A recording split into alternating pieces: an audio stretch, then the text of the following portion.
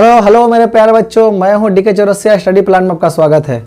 आज हम मैथमेटिक्स में वेक्टर पढ़ाने जा रहे हैं, जिसमें वेक्टर का जो सिंपलेस्ट फॉर्म है, जो उसका बेसिक फॉर्म है, वो पहले पढ़ाऊंगा और उससे रिलेटेड क्वेश्चन कराऊंगा। आइए चलते हैं। हम बात करें वेक्टर। वेक्टर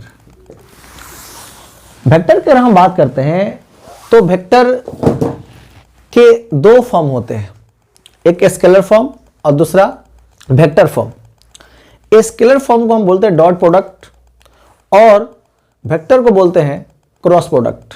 मतलब है कि दोनों में थोड़ा सा डिफरेंसेस है। अब इस पर हम चर्चा करते हैं कि रियल में है क्या चीज। तो अगर हम बात करते हैं यहां पर, जो हमारा बेसिक फंडा है कि अगर ये कोई वेक्टर ए है और ये कोई वेक्टर क्या है, बी है, और इनके बीच एंगल क्या बना, थीटा। तो हम यहां पर अभी जो बात कर रहे हैं ये वेक्टर तो हम लोग डॉट में बात कर रहे हैं। किसमें बात कर रहे हैं, डॉट में।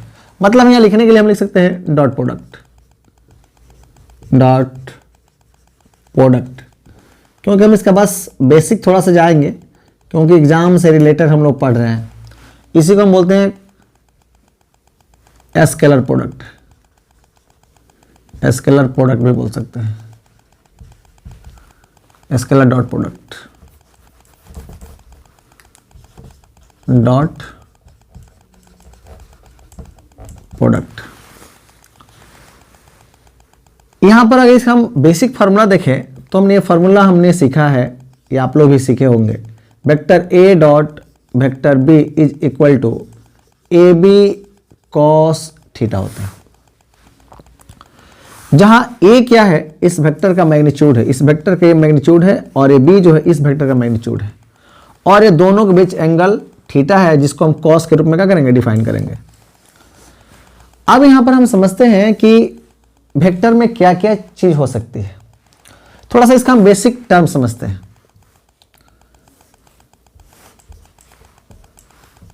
ये एक्स है, ये वाई है और ये जेड है। एक्स के एलॉन्ग जो यूनिट वेक्टर होता है वो वेक्टर आई होता है, और जे के लिए जे क्या होता है, वाई के अकॉर्डिंग होता है, और के क्या, जेड के अकॉर्डिंग होता है। अब हम बात जो करने वाले हैं, तो अब हमको बेसिक चीज समझना है कि अगर दो कोई पैरेलल वेक्टर, दो कोई समानांतर वेक्टर अगर होते हैं तो उन दोनों के बीच एंगल क्या बनते हैं, 0 डिग्री। मतलब थीटा का मान जो बनेंगे वो क्या बनेंगे, 0 डिग्री। कब, जब पैरेलल होंगे तो। इसका मतलब है कि हम कह सकते हैं कि अगर कोई वेक्टर अगर ए है और एक कोई वेक्टर क्या है, बी है, तो इन दोनों के बीच एंगल कितना बनेगा, 0 डिग्री। कितना बनेगा, 0 डिग्री। दूसरी बात, अगर कोई वेक्टर ए है और दूसरा कोई वेक्टर क्या, बी है, और दोनों एक दूसरे पर क्या है, परपेंडिकुलर है, तो अगर परपेंडिकुलर होंगे तो क्या होगा, अगर ये परपेंडिकुलर होंगे, ये वेक्टर ए है और वेक्टर क्या है, बी है, ये इस पर परपेंडिकुलर है, यहाँ थीटा का मान कितना बना, यहाँ थीटा का मान बना 90 डिग्री। ऐसा भी हो सकता है कि अगर कोई वेक्टर हो ए और कोई वेक्टर बी हो जो इसके अपोजिट हो, अगर ये इधर जा रहा है तो इसका अपोजिट डायरेक्शन में जा रहा है, तो यहां पर थीटा के जो मान बनेंगे वो कितना बनेंगे, 180 डिग्री। अब थोड़ा हम बेसिक चीज समझते हैं। हमने मैथमेटिकल टर्म में हम लोग यूज करने वाले हैं। मान ले कि अगर ये क्या आई है, ये जे है, और ये क्या के है, तो हम लोग यहां पर क्या करेंगे, थोड़ा सा इसका बेसिक चीज समझेंगे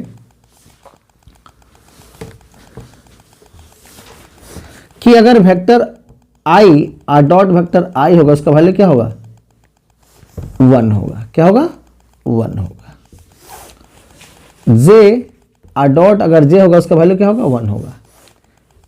के वेक्टर होगा, उसका वैल्यू क्या होगा, 1 होगा। लेकिन अगर वेक्टर आई इंटू क्या होगा, जे होगा, इसका वैल्यू क्या होगा, 0 होगा। जे इंटू क्या होगा, के होगा, इसका वैल्यू क्या होगा, 0 होगा। और के और डॉट अगर आई लिखता हूं तो इसका वैल्यू क्या होगा, 0 होगा। अब यहां हमको समझना है कि सर यहां पर 1 क्यों हो गया, यहां पर 0 क्यों हो गया। तो सबका एक मैथमेटिकल क्या है, टर्म है। हम यहां कहना चाहेंगे कि अगर वेक्टर आई है और वेक्टर आई है तो ये दोनों वेक्टर एक दूसरे के क्या है,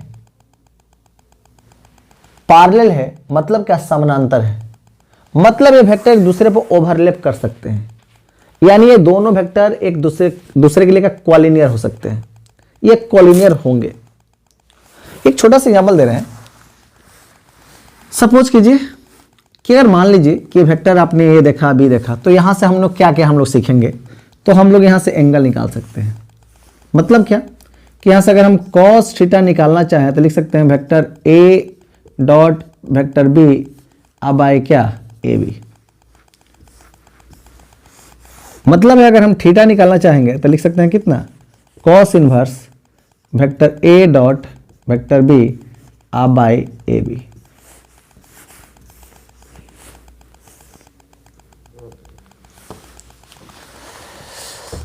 अब यहां बात आ गई कि इतना तो हमने सीख गया। यहां पर आई डॉट आई जो होता है 1 होता है, ऐसा क्यों? प्रत्येक वेक्टर का एक अपना मैग्नीट्यूड होता है, प्रत्येक वेक्टर का अपना मैग्नीट्यूड होता है। मतलब वेक्टर का अगर टर्म जैसा भी हो, तो अगर वेक्टर का नेचर अगर बदलते जाएगा तो स्वाभाविक है कि उसका मैग्नीट्यूड भी बदलते जाएगा। लेकिन अगर यूनिट वेक्टर हो तो यूनिट वेक्टर में उसका मैग्नीट्यूड जो होता है हमेशा क्या होता है, सेम होता है, वो कभी बदलता नहीं है। तो हम लोग यहाँ देखेंगे कि ये अगर वेक्टर आई है, इसका अगर मैग्नीट्यूड लें तो इसका वैल्यू क्या मिलेगा, 1 मिलेगा। मतलब किसी भी यूनिट वेक्टर का मैग्नीट्यूड अगर मैं देखूं, वेक्टर आई का मैग्नीट्यूड क्या मिलेगा, 1 मिलेगा। वेक्टर जे का मैग्नीट्यूड क्या मिलेगा, 1 मिलेगा। वेक्टर के का मैग्नीट्यूड क्या मिलेगा, 1 मिलेगा।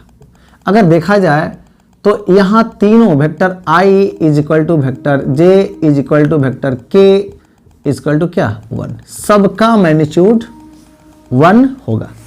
मैंने आपको सिखाया कि अगर कोई दो वेक्टर हो एक दूसरे के क्या है, पैरेलल हो, तो वहां थीटा का मान कितना होगा, 0 डिग्री।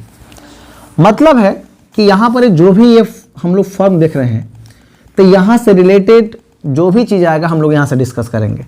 मतलब हम ये कहना चाहेंगे, पहला पॉइंट समझिए, यहां पर कहता है कि when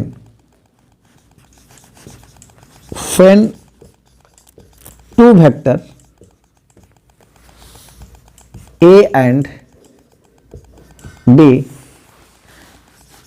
are parallel to each other angle form theta is equal to 0 degree. मतलब है हम कह रहे हैं कि जब दो सदिश वेक्टर ए तथा वेक्टर बी एक दूसरे के समानांतर होंगे तो थीटा इक्वल टू क्या, 0 डिग्री होगा। मतलब यहां पर ये मैं कहना चाह रहा हूं कि वेक्टर ए डॉट अगर वेक्टर बी होगा तो इसको मैं ए बी और कॉस क्या लिख सकता हूं, 0 डिग्री। और आप मैथ के अकॉर्डिंग जानते हैं कि कॉस 0 का मान जो होता है 1 होता है। मतलब यहां मैं लिख सकता हूं vector A dot vector B is equal to A B into 1। मतलब ए बी लिख सकते हैं, मतलब ए बी लिख सकते हैं। तो ये दोनों बातें हो गई। जब ऐसा होगा तब इसको नोट करें, आगे चलते हैं। नेक्स्ट पॉइंट है when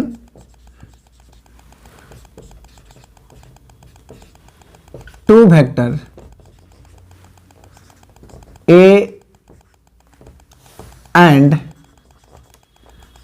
B perpendicular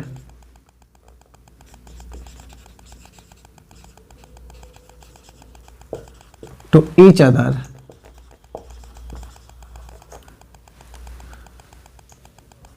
then theta is equal to 90 degree. मतलब है कि वेक्टर अगर ए है और वेक्टर क्या है, बी है, तो यहाँ थीटा का मान क्या होगा, 90 डिग्री होगा। तो अगर इसमें हम लोग बात करेंगे तो vector A dot vector B equal to A B cos 90 degree. और आपने सीखा है कि cos 90 डिग्री का मान कितना होता है? 0 होता है। मतलब हम यहाँ लिख सकते हैं कि vector A dot vector B जो होगा वो किसके बराबर होगा? तो ए बी इंटू 0 मतलब क्या होगा कि vector A dot vector B is equal to क्या? 0। क्लियर है? तीसरा पॉइंट है, तीसरा पॉइंट इसका हम हिंदी भी लिख दें, ये हिंदी समझ सकते हैं, यहां लिख देते हैं। जब दो सदिश एक दूसरे के लंबवत हो तो थीटा इक्वल क्या होगा? 90 डिग्री होगा। तो यहां पर vector A dot vector B equal to क्या होगा? 0 होगा। मतलब इसी फॉर्म से। तीसरा पॉइंट है, when two vector A and B opposite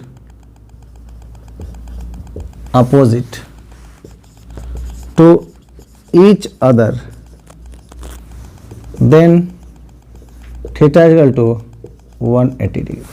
मतलब कोई वेक्टर A है और कोई वेक्टर क्या है अगर B है, तो यहाँ थीटा का मान जो कितना बनेगा? 180 डिग्री। तो इस कंडीशन में क्या होगा कि vector A dot vector B जो होगा A B into cos 180 degree, मतलब लिख सकते हैं, और ए बी और कॉस 180 का मान क्या होता है? माइनस, तो हमने माइनस लगा दिया। मतलब लिख सकते हैं vector A dot vector B equal to क्या? ए बी, लेकिन क्या? माइनस के साथ। इसका मतलब है कि अगर दो वेक्टर एक दूसरे का अपोजिट हो, विपरीत हो, तो दोनों के बीच एंगल क्या बनेगा? 180 डिग्री। मैं अगर इसका हिंदी लिखूं,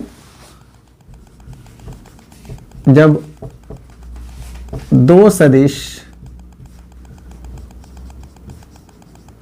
एक दूसरे के विपरीत हो तो theta equal to 180 degree, that is vector A dot vector B बराबर माइनस ए बी।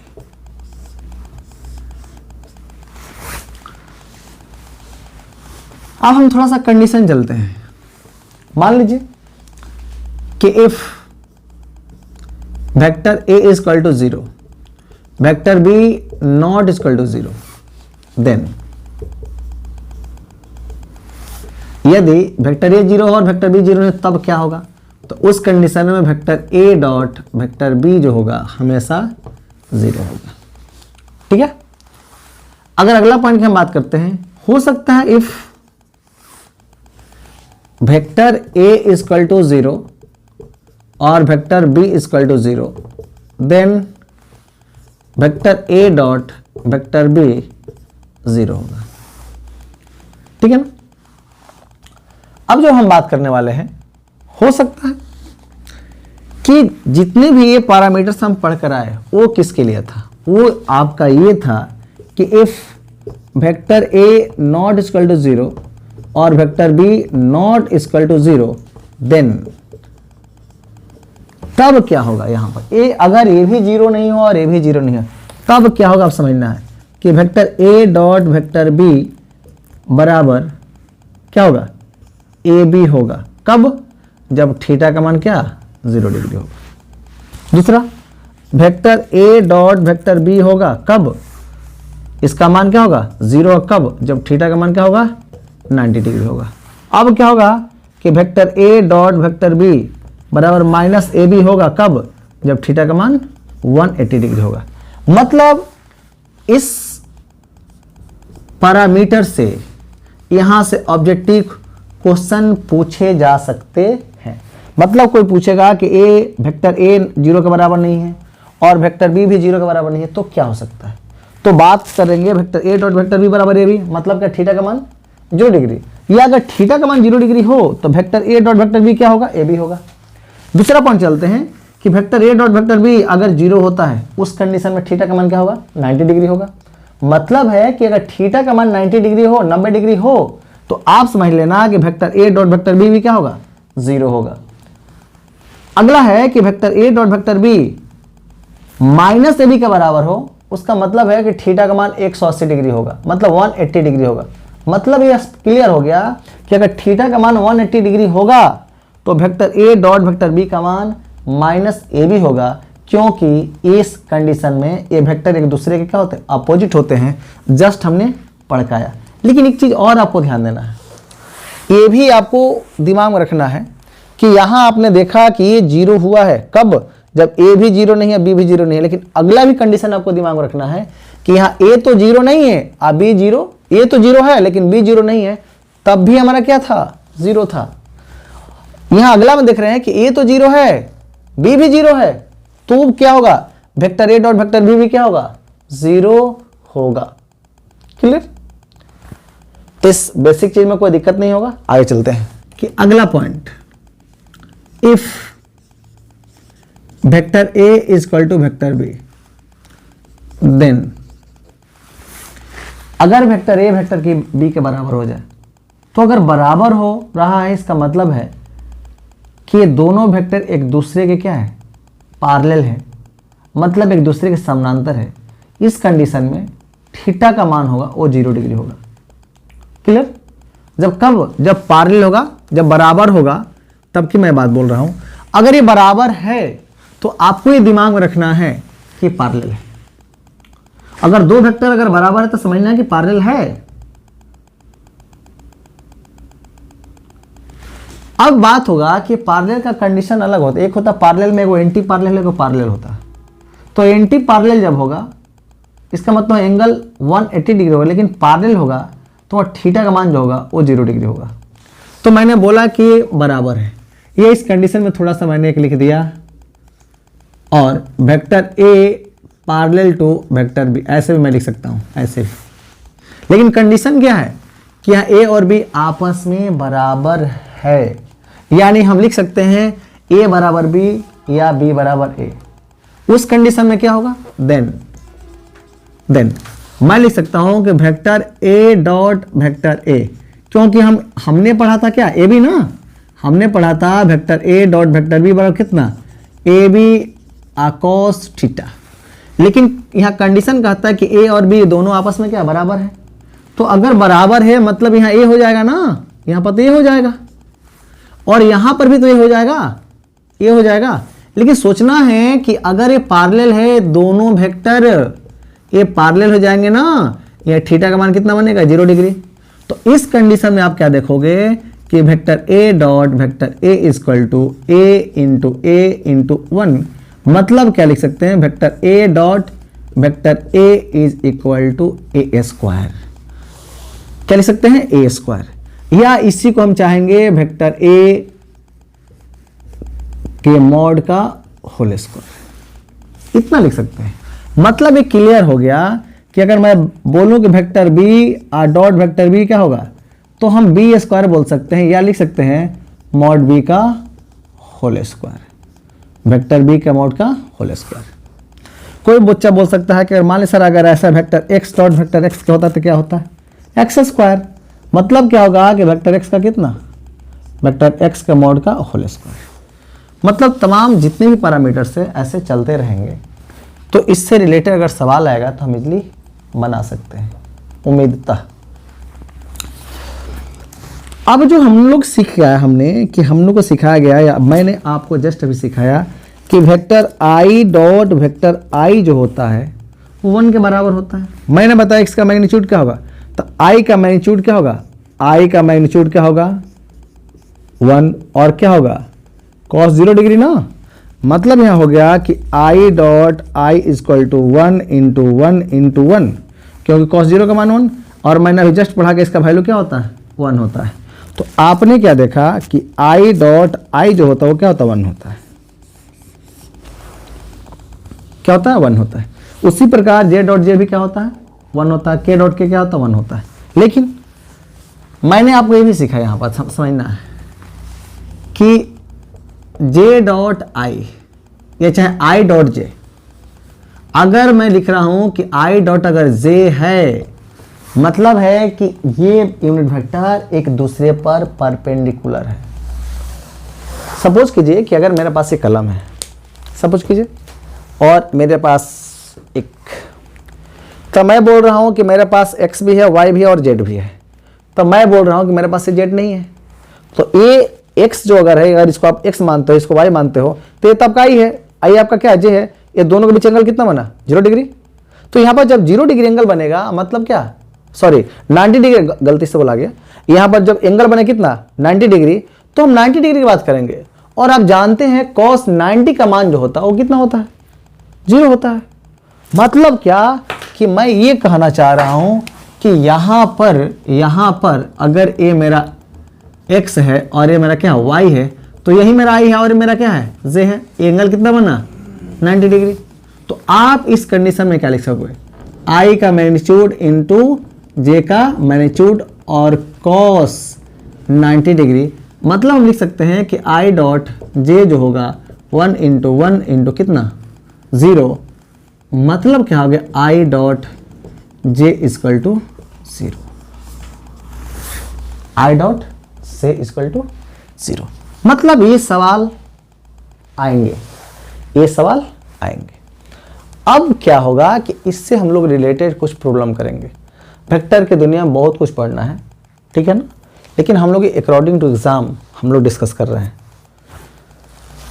अब यहाँ पर छोटा सा प्यारा सा हम सवाल दे रहे हैं, क्वेश्चन दे रहे हैं कि रियल में हम लोग किसी का मैग्नीट्यूड निकालते कैसे हैं, किसी वेक्टर का। फॉर अगर हम बाय रूल देखते हैं, बाय रूल एक रूल बना लेते हैं छोटा सा कि इफ का मतलब होता है यदि, अगर जो हिंदी मीडियम बच्चे हैं ये समझ सकते हैं। वेक्टर a बराबर हमने लिखा क्या, a1 i, a2 j और क्या a3 k। एंड का मतलब क्या होता है, और होता है। और वेक्टर b इक्वल टू हम लिख सकते हैं b1 i plus b2 j plus क्या b3 k लिख सकते हैं। अब यहां से क्वेश्चन डालेंगे, फाइंड क्या निकालना है, वेक्टर a का मैग्नीट्यूड, वेक्टर b का मैग्नीट्यूड, तीसरा यूनिट वेक्टर क्या निकालना है, unit vector along given vector.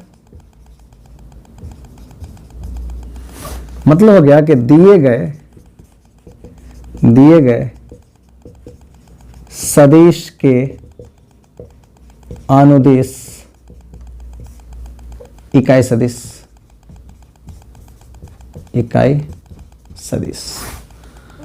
ठीक है ना। दूसरा, तीसरा डायरेक्शन रेशियो, डायरेक्शन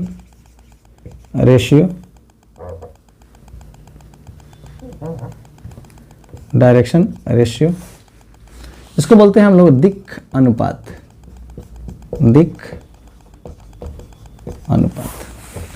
अगला क्या है, डायरेक्शन कोसाइन, इसको बोलते हैं दिक्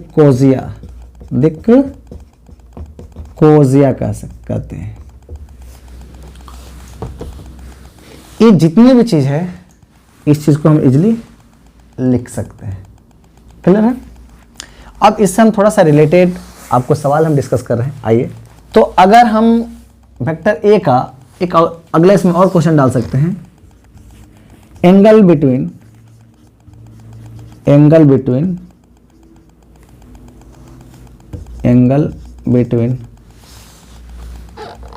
देम, दोनों के बीच एंगल निकालना है, ठीक है ना। इन दोनों के बीच एंगल निकालना। सबसे पहला काम क्या है हमारा, यहां पर वेक्टर ए है तो लिखेंगे गिवन वेक्टर ए कितना दिया है, A1i A2j A3k, इसका मैग्नीट्यूड निकालना है। मैग्नीट्यूड का मतलब होता है, वेक्टर ए का मैग्नीट्यूड का मतलब होता है कि कोफिशिएंट ऑफ आई का जो कोफिशिएंट, आई का जो गुणांक है उसकी मैं बात करूंगा, A1 का स्क्वायर प्लस A2 का स्क्वायर प्लस A3 का स्क्वायर। ये हमारा क्या होगा, ये मेरा हो गया मैग्नीट्यूड, जिसका हम बोलते हैं परिमाण बोल सकते हैं या मापांक बोल सकते हैं।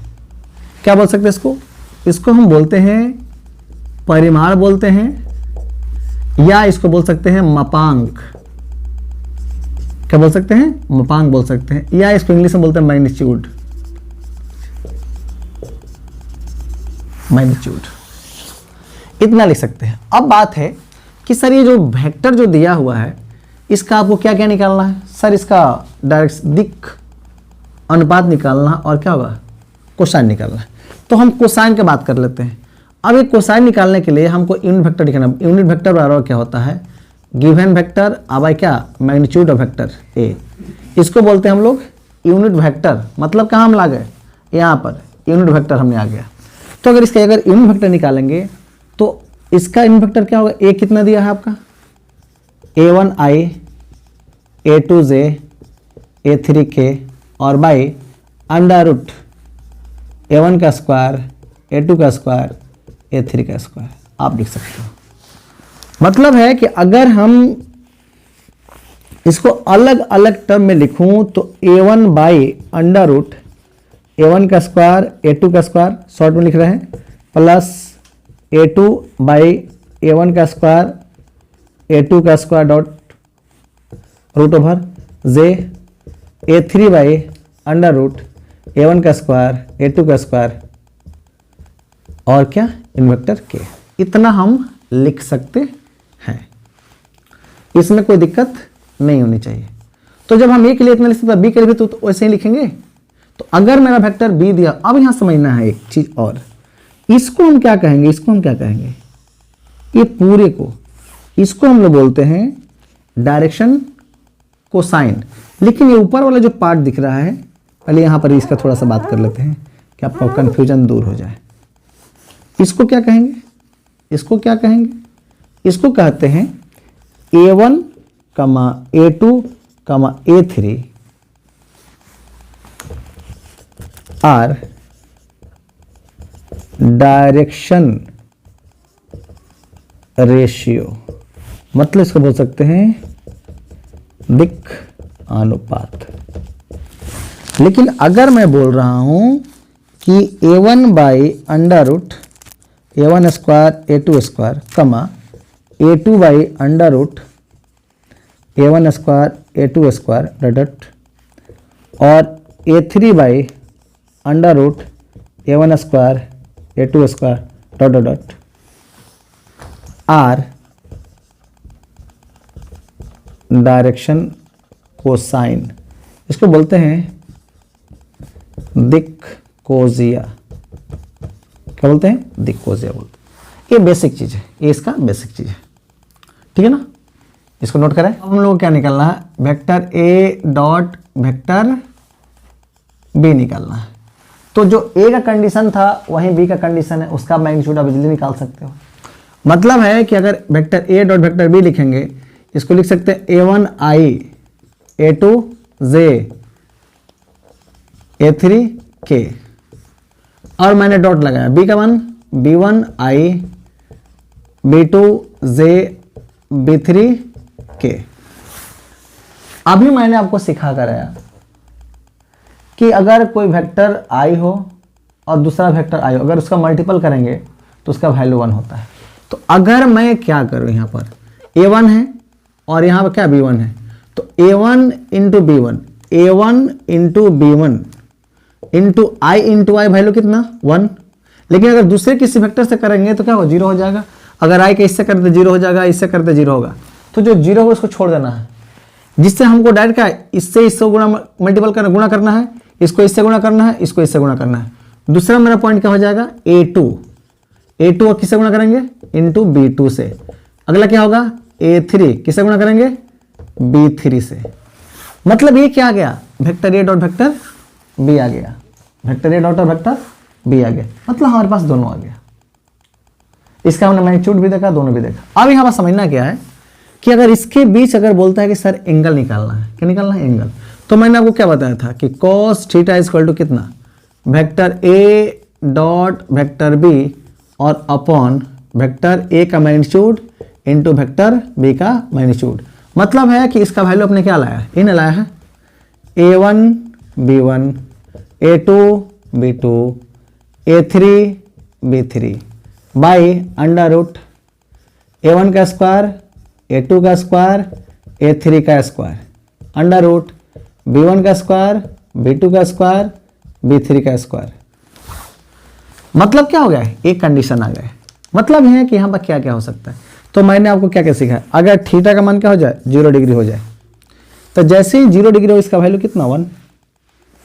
अगर इसका मैं बात करूं तो इसका वैल्यू कितना 1। 1 बराबर मैं क्या लिख सकता हूं, a1 b1 a2 b2 a3 b3 by a1 का स्क्वायर a2 का स्क्वायर a3 का स्क्वायर अंडर रूट b1 का स्क्वायर b2 का स्क्वायर b3 का स्क्वायर।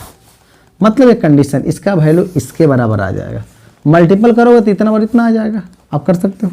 लेकिन लेकिन लेकिन अगर थीटा का मान क्या हो जाए, 90 डिग्री हो जाए, तो आपको समझना है कि इस कंडीशन में ये तो 0 हो जाएगा, 0 हो जाएगा, और मैं इससे मल्टीपल करूँ तो 0 में इससे मल्टीपल तो 0 हो जाएगा।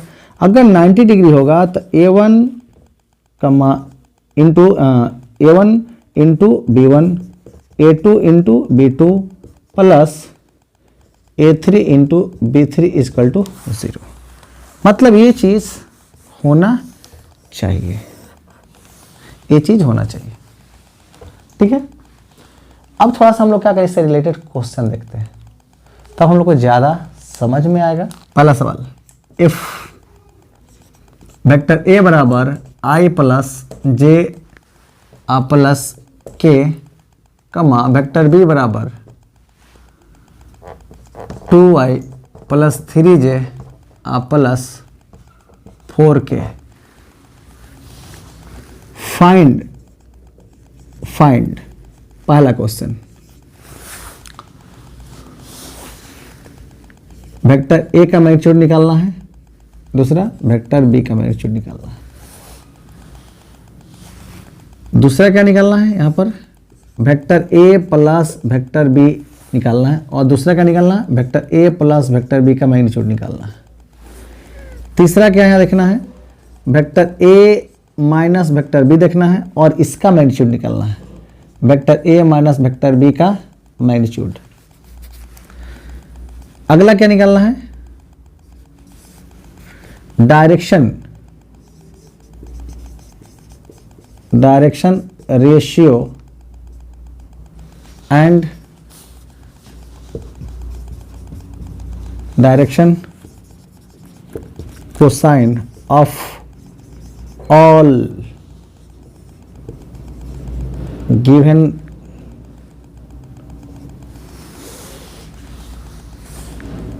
vector, all given vector।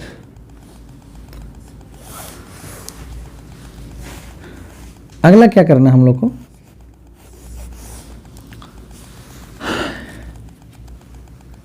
मतलब इस सभी का डायरेक्शन रेशियो का मतलब मैंने आपको सिखाया था, इसको बोलते हैं दिक् अनुपात बताए थे, लेकिन इसको मैंने क्या बताया था, दिक् कोजिया। क्या मैंने बताया था, दिक् कोजिया मैंने बताया था। तो आप इसको इजीली समझ सकते हैं। अगला क्या है ना, मैं बोल रहा हूं कि angle between vector A and vector B, इसके बीच एंगल निकालना। क्या निकालना है, एंगल। ये इतना जो सवाल है इसको हम इजीली क्या करेंगे, बना कर देखते हैं। चलिए यहाँ पहला का सॉल्यूशन करते हैं। ए कितना दिया है, तो सबसे पहले जो दिया उसको लिख देंगे गिवन वेक्टर ए। तो वेक्टर ए कितना दिया है, आई प्लस जे आ प्लस क्या के। इसका हमको क्या निकालना, मैग्नीट्यूड निकालना है। इसका मैग्नीट्यूड क्या होगा, यहाँ 1 छुपा है, यहाँ भी 1 है, यहाँ भी 1 है, 1 का स्क्वायर 1 का स्क्वायर 1 का स्क्वायर क्या हो गया, √3। दूसरी बात है कि अब हमारे पास क्या है, इसका दूसरा पार्ट वेक्टर बी है। तो वेक्टर बी कितना दिया है, 2i + 3j प्लस क्या 4k। तो इसका अगर हम मैग्नीट्यूड की बात करते हैं तो इसका मैग्नीट्यूड क्या लिखेंगे हम, इसका मैग्नीट्यूड क्या होगा, √2 का स्क्वायर 3 का स्क्वायर 4 का स्क्वायर। मतलब अगर मैं देखूं तो ये कितना हो गया, 29√। इसका डायरेक्शन रेशियो क्या है, डायरेक्शन रेशियो मतलब इसका दिक् अनुपात, दिक् अनुपात।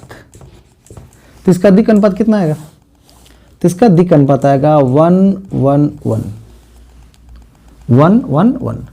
लेकिन अगर मैं पूछूं इसका डायरेक्शन कोसाइन क्या होगा, तो इसका अगर यूनिट वेक्टर मैं निकालूं, इसका क्या निकालूं, यूनिट वेक्टर ये निकाल दे रहा हूं। तो यूनिट वेक्टर मैंने क्या सिखाया था, वेक्टर ए बाय क्या मैग्नीट्यूड ऑफ वेक्टर ए। तो आप जरा सोचो ए कितना दिया है, i + j + k by unit vector. मतलब क्या कि यहाँ से जो वैल्यू आ रहे हैं इसका वैल्यू कितना दिया है, √3। ये आपका हो गया unit vector along given vector. यानी इसका अगर हम बोले कि डायरेक्शन रेशियो कोसाइन बताओ, डायरेक्शन कोसाइन। तो डायरेक्शन कोसाइन क्या है, यहाँ पर क्या छुपा, 1 छुपा हुआ है, तो लिख सकते हैं 1/√3 1/√3 1/√3। मतलब जितनी भी चीज़ है यहाँ से तो मेरा बन गया। अब हम किसके लिए बात कर रहे हैं, बी के लिए। तो हम बी के लिए यहाँ चलते हैं। तो बी आप देखिए कितना दिया है कि अगर हम बी का अगर यूनिट वेक्टर निकालें तो क्या मिलेगा, वेक्टर बी और अपॉन क्या मैग्नीट्यूड ऑफ वेक्टर बी। तो बी का मान कितना है देखिए, तो 2i + 3j प्लस क्या 4k बाई √ क्या 29। मतलब है इस यूनिट वेक्टर को इजीली हम लिख सकते हैं 2/29i + 3/29j प्लस 4/29k। ये हमारा हो गया यूनिट वेक्टर। लेकिन जो इसका i का जो कोफिशिएंट है ना, ये आपका हो जाएगा डायरेक्शन कोसाइन। क्या हो जाएगा, डायरेक्शन कोसाइन हो जाएगा। मतलब है कि अगर हम बात करें डायरेक्शन कोसाइन का,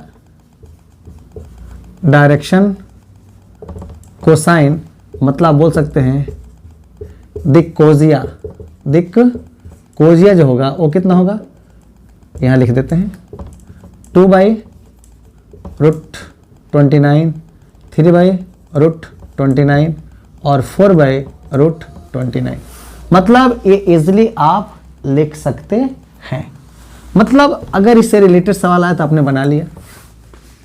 लेकिन अब क्या करना है हम लोग को, अब हम लोग क्या करना है, अगला सवाल में वो क्या निकालना है, a + b निकालना है, a + b निकालना। तो a + b का भी सब कुछ निकालना है, a + b का सब कुछ निकालना है। तो हम लोग कैसे करेंगे, आप बताओ कि वेक्टर a + वेक्टर b तो हम लिख सकते हैं, कुछ नहीं करना है, आपको इसको जोड़ना है। मैं यहाँ समझा रहा हूँ, i + j + k plus 2i + 3j plus क्या 4k। अब मैं इसको इजीली जोड़ सकता हूँ, 2 3i, ये कितना हो गया 4j, ये कितना हो गया 5k। इसका मैग्नीट्यूड निकालना है। तो आप इसका मैग्नीट्यूड कैसे निकालोगे, वेक्टर a + वेक्टर b का मैग्नीट्यूड। तो आप क्या लिखने वाले हो, √3 का स्क्वायर 4 का स्क्वायर 5 का स्क्वायर। मतलब ये कितना होगा √50 लिख सकते हो।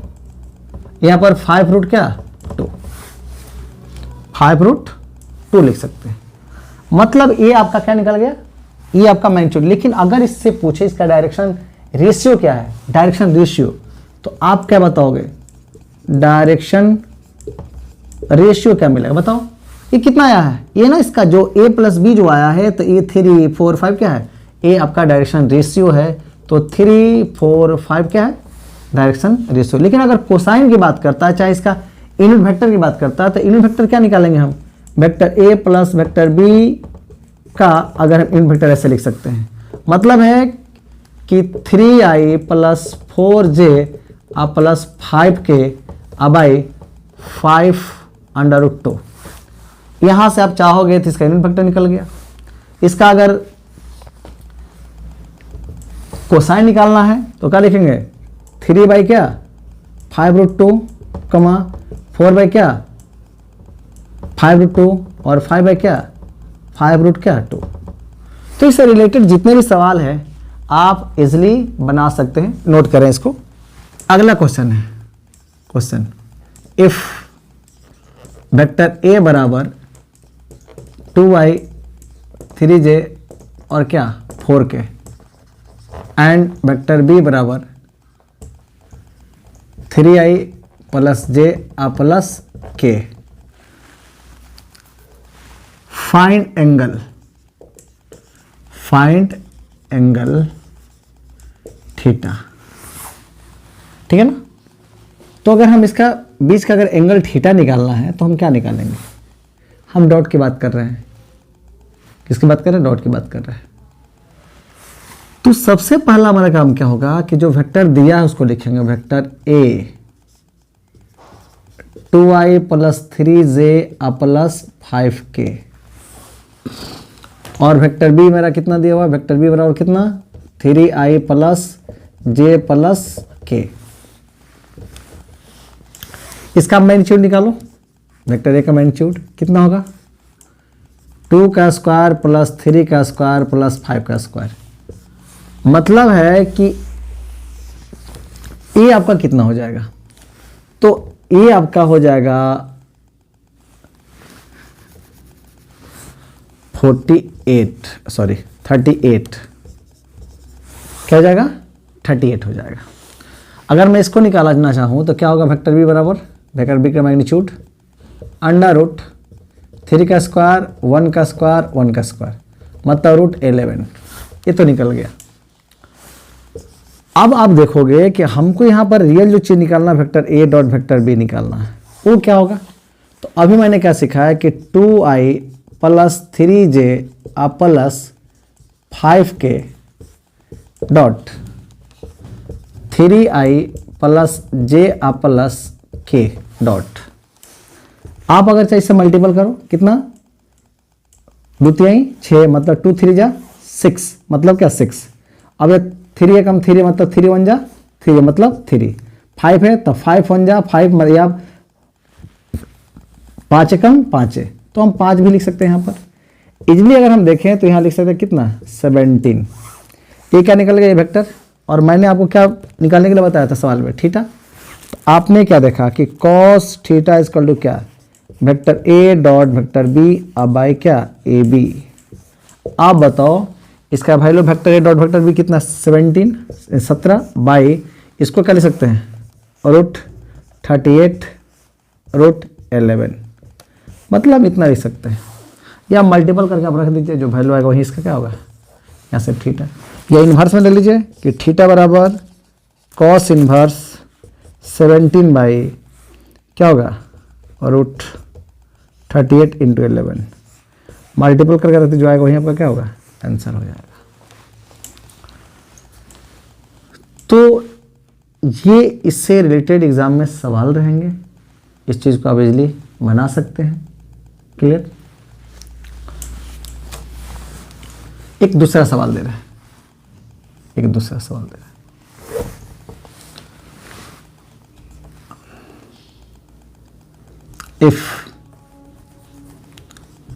इफ ए का मैग्नीट्यूड बराबर क्या √2, बी का मैग्नीट्यूड बराबर क्या √3 और vector A dot vector B is equal to √3। ठीक है ना। Find the angle between vector A dot vector B, यानी दोनों के बीच एंगल निकालना है। तो आपको क्या सिखाया गया है, आपको सिखाया कि वेक्टर ए का मैग्नीट्यूड कितना दिया है √2 दिया है, वेक्टर बी का मैग्नीट्यूड कितना दिया है √3 दिया है, और यहाँ पर vector A dot vector B जो दिया वो कितना दिया है, √3 दिया है। तो अब यहाँ से आप निकाल सकते हो कि कॉस थीटा बराबर क्या, vector A dot vector B upon vector A का मैग्नीट्यूड इंटू वेक्टर बी का मैग्नीट्यूड। अब आपको समझना है कि ये वैल्यू कितना, इसका वैल्यू कितना है, इसका √3 है, तो हम लिख सकते हैं कि कॉस थीटा बराबर कितना, √3, और इसका वैल्यू कितना है, √2, इसका वैल्यू कितना, √3। आप देखो कैंसिल हो जाएगा ना, इसका मतलब है कि कॉस थीटा बराबर कितना हो जाएगा, 1/√2। अब बताओ कि मैं लिख सकता हूँ ना कि कॉस थीटा इक्वल टू कितना, कॉस π/4। इसका मतलब है कि थीटा बराबर क्या, π/4, या लिख सकते हैं 45 डिग्री। मतलब अगर एंगल निकालने के लिए कहा जाए तो हम इजीली एंगल निकाल सकते हैं। क्लियर, आगे चलते हैं, बस हम लोग डिस्कस कर लेते हैं। यहाँ पर अगर किसी वेक्टर का यूनिट वेक्टर की अगर स्थिति सदिश की बात करेगा तो जो वेक्टर इसके साथ आई लगाएंगे, इसके साथ जे, इसके साथ के, मतलब क्या हो जाएगा आपका ऑप्शन पहला। यहाँ पर आपको मैंने बताया था कि आई डॉट आई क्या होता है, 1 होता है, तो यहाँ पर 2 और 4 में मल्टीपल में तो 8 होगा, और आई डॉट आई क्या होगा, 1 होगा, मतलब आंसर कितना हो जाएगा, 8 हो जाएगा। अब कहता है 3i या क्या 4j, तो यहाँ पर मैं बताया कि आई डॉट जे का मान क्या होता है, 0 होता है, तो ये 12 × 0 मतलब क्या, 0, ऑप्शन क्या हो जाएगा, सी हो जाएगा, बी हो जाएगा। डायरेक्शन कोसाइन की बात करते हैं, अगर हम इसका डायरेक्शन कोसाइन निकालेंगे तो इसका डायरेक्शन कोसाइन निकलेगा क्या, यहाँ कोसाइन है, कोसाइन, इसका डायरेक्शन कोसाइन निकलेगा क्या, इसमें से कोई नहीं होता, मतलब क्या होगा, नन ऑफ दिस। लेकिन unit vector of given vector, unit vector of given vector, तो मैं बताया था कि वेक्टर जो दिया हुआ है इसका मैग्नीट्यूड निकाल कर उससे डिवाइड कर देंगे और इस फॉर्म में रख देंगे, तो मेरा क्या होगा, यूनिट वेक्टर हो जाएगा। तो 3 क्या, √38, 38, 2 क्या, √38, 5 क्या, √8। ऑप्शन क्या होगा ये। अगर वीडियो अच्छा लगे तो शेयर करें, सब्सक्राइब करें और बेल आइकन को प्रेस करना ना भूलें। बेस्ट ऑफ लक, जय हिंद।